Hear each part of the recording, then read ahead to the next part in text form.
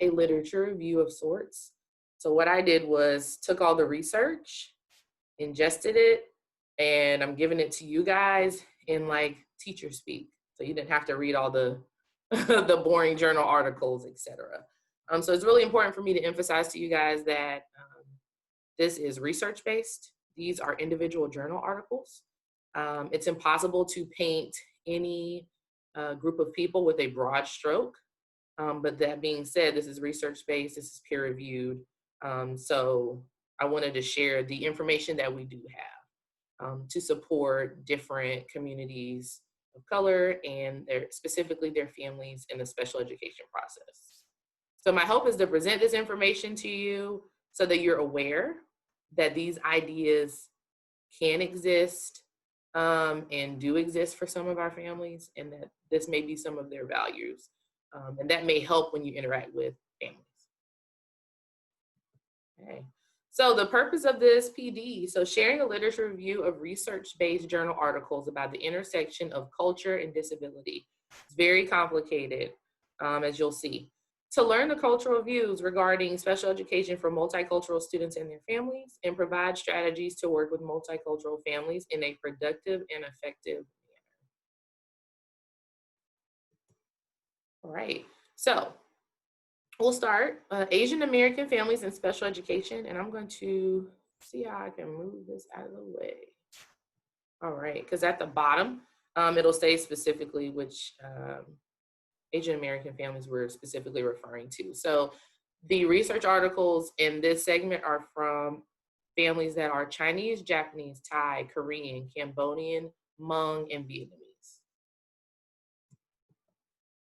So Asian cultural beliefs about special education. Before we start, I want you guys to see, these are, if you're not familiar with how articles are cited, these are the articles.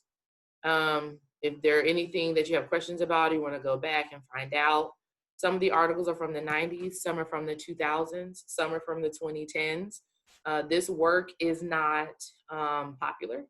This work is not easy to get into. I know when I did my own dissertation, it took a long time to even get 15 participants.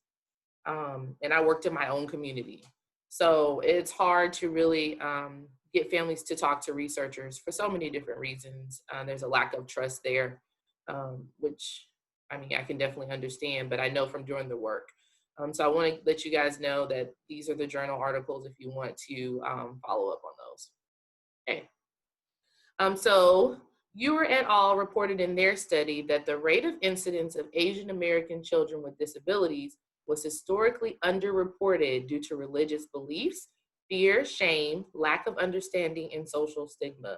So in this research article, they found out that when they talked to parents, they knew something was off. They knew their child needed more support, but there was a fear of that stigma of wanting to reach out, of wanting to say something, and how this will reflect back onto the family.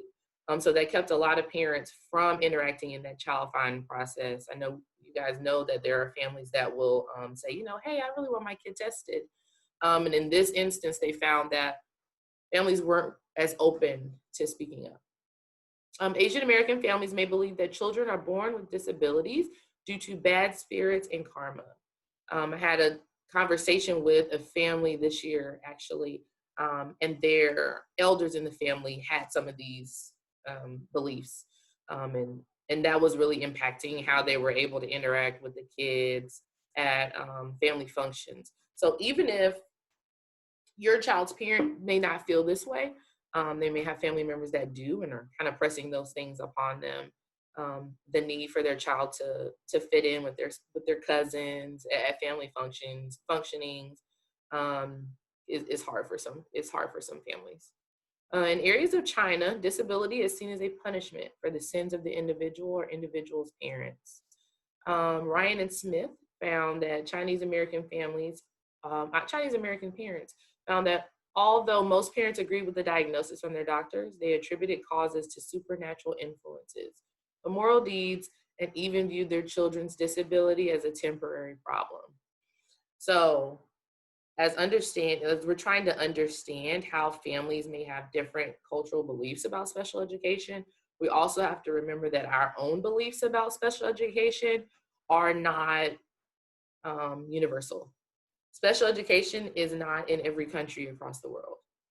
It's very rare that countries actually have special education. More countries don't. A lot of countries are not prepared to support students anywhere near on the level that we do.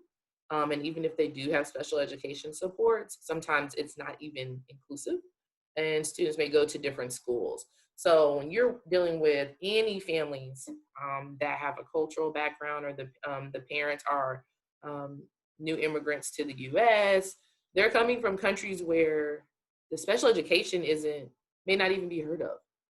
So we're really having to teach parents a lot about the way that we do things here in America. So that's just something to also keep in mind. Okay, Cho reported that causes of disabilities may be due to spiritual reasons as well. The physical location of an individual's home in relation to ancestral spirits is an important influence, as feng shui, the belief system in which important structures and dwellings had to be placed in specific areas in order to create an auspicious environment, were taken into serious consideration. So feng shui as a belief system, and then how is that impacting my child? Perhaps I didn't follow feng shui as closely as I needed to. Did that impact my child? Did that impact them because of the way that their bedroom is set up? They found that's things that parents were discussing, fears that they felt like it was their fault. Some parents may believe that their child's disability is not medically related and therefore seek out alternative treatments rather than educational ones. For example, Vietnamese medical traditions are more accessible and less expensive than Western medicine, resulting in the help-seeking choices of Vietnamese parents and children with disabilities who choose more traditional medical aid. So if a parent tells you, hey, I'm trying this outside treatment, or I really think that this is going to work. I know that this happens in a lot of communities. Um, the and then also organizations kind of prey on families and offer these quick fixes and quick cures for things like autism. And they love to promote it that way to kind of reel families in. So a lot of our families end up spending a lot of money on things that don't work, that aren't research based, in hopes of trying to help their child. So it's just a way to think about it, that not all families are thinking in the traditional American westernized view of medicine, that I should go to a doctor first if my kid is struggling. So it's something definitely to think of, to keep in the back of your mind. If parents bring these things to you, to not act as surprised. Sage and Jagathasan, I never say it right, found that one Vietnamese mother attributed the cause of her son's autism to pay for the debt of her ancestors, and that her terrified childhood during the Vietnam War had connections to her child having autism. So really feeling like it's something that I did is a common thread across family backgrounds, especially when talking about disabilities. So feeling like I did something, that's something that we'll see when we're addressing different cultural groups, that parents feel like they've done something wrong, which we know that's not the case. Sonnender and Clayson's study reported that some Vietnamese American parents avoided taking their children with disabilities out in public for shame of embarrassment and rejection, and that they oftentimes refuse services for their child with disabilities as well. So anytime we come across a family that wants to reject special education, I think the first thing that we should think about is, do they really have an understanding of what it is? Do they have an understanding of what we're offering, how we can support their kid? Because they may have no prior experience with special education, with our process. So really being able to take the time to do that with them, and understanding that this is a big part of even in American culture, that families can be afraid to take their kid out in public, right? Like they don't want to be embarrassed, or they don't really know what to say if people are staring and their child is stimming, for example. So a lot of these strategies that we offer to parents are things that I think they come up often. For Asian American parents of children with disabilities, these cultural factors may hinder parental involvement in their child's education program. It may affect how parents interact and collaborate with special ed team members. So taking the time to explain everything about the process, I know instead, there's so many things that we just know automatically. We understand LRE automatically. We know we need an autism supplement.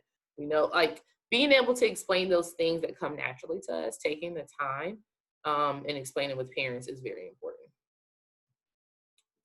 To really encourage them to collaborate, that let parents know that their voice is definitely going to be heard and that they're an integral part of the art team. I will pause. Monica, do we have any questions? We have one question, but I believe it got resolved in the chat box, but I will go ahead and share it. It says, are there support groups, parent education classes available in KISD? And luckily enough, we have our parent liaison, Christina Henninger, in this Zoom meeting with us. And so she has shared out that yes, and they're looking for opportunities to see what that would look like for next year. Awesome, thank you. So now let's talk about American ideas versus Asian ideas. American ideas of schooling is what we're talking about. The U.S. educational system is built on values such as individualism, choice, equality for children with disabilities, and that's based on our IEP programs.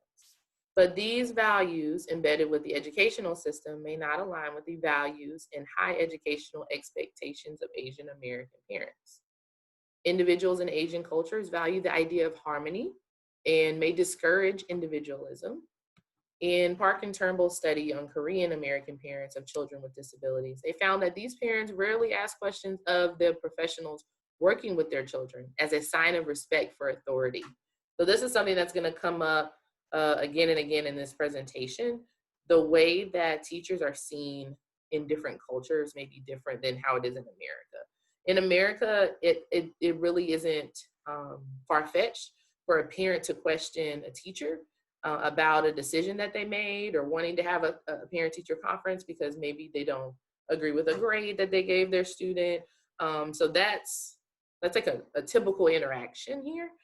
In a lot of cultures, teachers are held in such a high esteem that they are the expert and that they are a sign of authority, so that they should be given a certain level of respect, so that many parents aren't even going to question, even sometimes when they should, or when they want more information, because they're trying to show respect.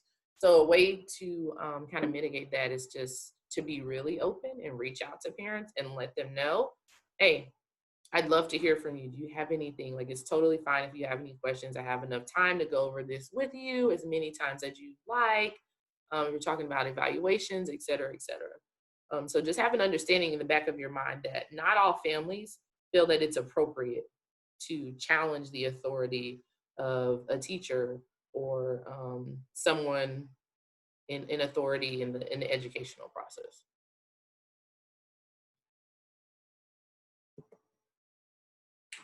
Lau et al. Found that when Asian American parents were confronted with their children's behavioral issues, many chose to deal with these issues within the family structure and sought assistance from outside agencies as a last resort. They were also less likely to use special education related services as a result of their traditional values. So if I have an understanding from you as a special education support person that my child needs more help, some families may take that and internalize that. Some families are very communal and they handle problems together. So it's not uncommon in an Asian American family that once they get that diagnosis, once they receive information from you, they're going to in turn go back to the family structure and say, what can we do to support the kid? What do we need to change at home? How can we help? And seeing that as the first option